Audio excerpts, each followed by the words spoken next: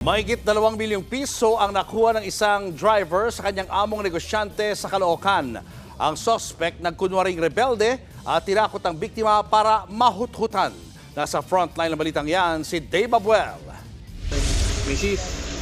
Mami.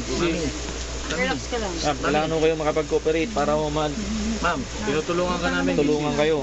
Halos di makapagsalita at sumakit ang ulo ng babaeng yan nang kausapin ng mga tauhan ng National Bureau of Investigation sa kanilang bahay sa Caloocan.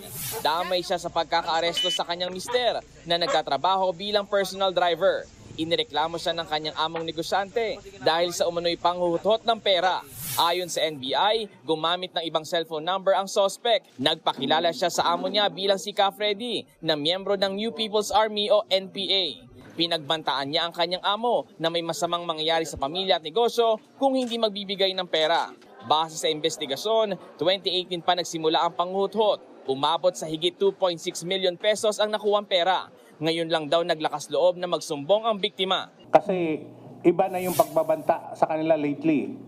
Pati na yung location ng anak, ng apo, sinasabi na nandito yung anak mo, nandito yung apo nyo. Alam namin kung nasaang lugar. Nabisto ang suspect matapos ituro ng kanyang kapitbahay na kasabwat ng mag-asawa. Yung bank account na ginamit nila ay yung sa kapitbahay nila. Nahuli yung may account mismo at ikinanta na nga na yung account niya ang ginagamit nitong mag-asawa at nakakakuha lang siya ng share. Inamin naman ng lalaking suspect ang panguthot para daw may pang-dialysis. Bukod pa riyan, nagawa ko lang naman po yun dahil sa naupo ko sa sugal, slot machine. gawa-gawa lang daw niya ang pagiging miyembro ng NPA. Nadamay lang din daw ang misis niya dahil sa bank account nito na transfer ang ilan sa mga nahutot na pera. Mensahe niya sa kanyang amo, Sana po mapatawad po nila ako. mahaharap ang mag-asawa sa reklamong robbery extortion, financing terrorism, money laundering at paglabag sa SIM Registration Act. Nagbabalita mula sa Frontline, Dave Abuel, News 5.